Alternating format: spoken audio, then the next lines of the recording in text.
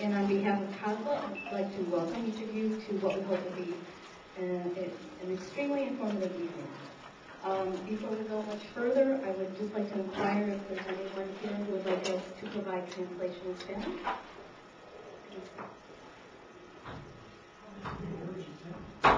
Again, repeat my question in Spanish, please. Does anyone need Spanish translation? That's okay. Okay, I think we'll move on. Thanks. Our special guest speakers this evening are Superintendent Ronaldo Batista and Mr. Edward Guerra, the new principal of Waukegan High School.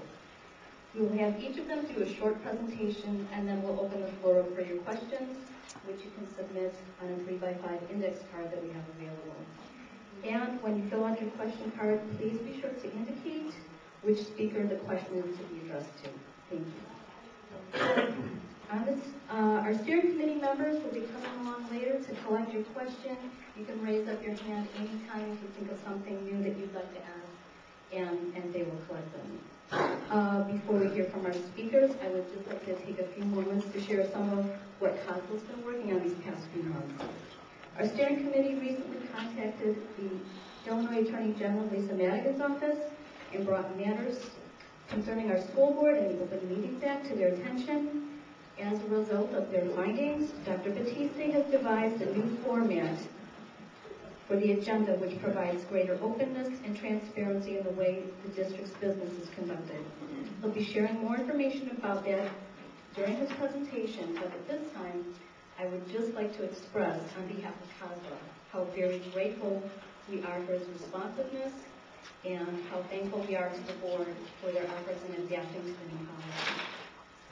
We've been monitoring the renovation of the former Swank Insurance Building, and we've recently obtained documents through the Freedom of Information Act to help us monitor the costs and concerns involved with this project.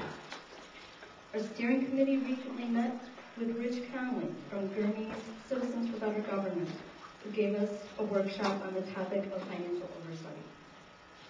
Our organization had a booth at the Heritage Festival at Bowman Park following the Independence Day Parade, and we enjoyed speaking with the people who stopped by to find out more about us. We recently became aware of irregularities and inconsistencies in the hiring policies and procedures involving filling the vacancy for the athletic director's position. And thanks to our efforts, along with other members of the community, we've been assured that a new, more equitable process will be used in selecting a qualified candidate to fill that position. Our monitoring of the school board has continued, and we make every effort to be at meetings on a regular basis. We encourage all of you to join us and attend the school board meetings, which are held on the second and fourth Tuesday evenings of the month. Please pay attention to the kind of job our elected officials and administrators are doing. We encourage you to also write letters to the editor and do whatever you can do to raise the public awareness of the importance of our school district's leadership and how important this is to the health of our community. In order to help the public educate themselves about what's going on with our board and administration, we've recently launched our own website, COSLA20060809Intro1, which we're really excited about. At this time, I'd like to present steering committee member Kelly Velo to tell you more about it. Kelly?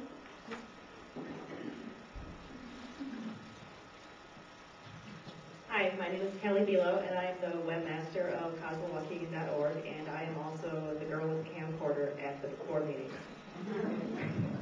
We launched the website in mid-June, and by the end of June, with minimal advertising, we had several thousand hits. In the month of July, we had over 10,000 hits from every continent except Antarctica. And this month, we've already had several thousand hits. The contracts for these two guys are top sellers. They've each been downloaded several hundred times. And we have many video clips available from the school board meetings. I've recently put together a high-powered computer to help me do video editing a lot better, so you should see more video coming. And that's what I like to say. Thanks, Kelly. Our upcoming plans will involve the school board elections in April 2007. And for those of you who have expressed an interest in helping our efforts, We'll be strategizing and coming up with ways for you to be more involved with our group. At this time, I would like to present our first speaker, Superintendent Dr. Danilo Batiste. We will be taking questions for each of the speakers at the conclusion of Mr. Guerra's presentation. So, without further ado, Dr. Batiste.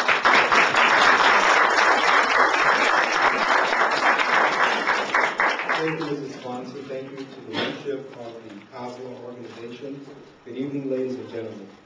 Let me just share with you that I'm elated to be here this evening to entertain questions and our concerns that you have concerning the leadership of our school district. I don't take it as an affront. I'm not intimidated by your desire to want to know more information, because as a public citizen, I believe that it is my job and it's our job to provide you with that level of information. I believe that when we conduct our business in the open and you are knowledgeable of the decisions that we're making and you understand the reasons and the rationales behind which we're doing them, all for the betterment of our children and ultimately for this community, it puts the burden really on the community to ensure that this is what's happening. So knowing that you're there, knowing that you're looking, knowing that you're listening, I think just enables us to do a better job. So I want to thank you personally for your interest, and I stand ready as the superintendent of the school district to ensure that I and my staff are responsive to the children and to you, the community members, business leaders, politicians, and the like. I've been asked to speak this evening on the board agenda that is an improvement over what we had. At the end of last night's board meeting, I had an opportunity to meet with Ms. Swanson and Ms. Vester and Ms. Below, and I shared with them that much of the criticism, perhaps, for the way business had been done was not necessarily the responsibility of the board. The board truly hires the superintendent and his staff to provide them the information that they need to take action on. The way that that is done primarily is at the discretion of the superintendent.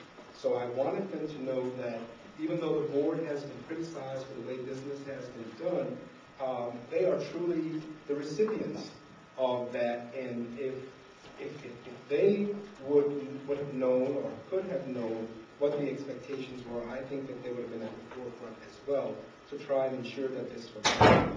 I came to the district in 2004, and during that time I found a board agenda process that was quite different than the one that we're having now, or the one that we ultimately had prior to this time.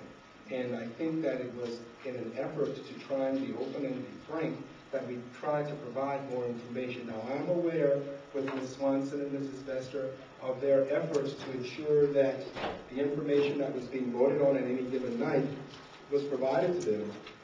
And it went from, begging and pleading, and I'm aware of this, went from begging and pleading and gnashing of teeth to ultimately get it, and then when they got it, it was during a minute period of time that the book would be available and that the documents would be there, and you couldn't move the book from the table. And, these are things that are archaic in my mind, in that we're in the 21st century now, and it's so easy to have information accessible to people.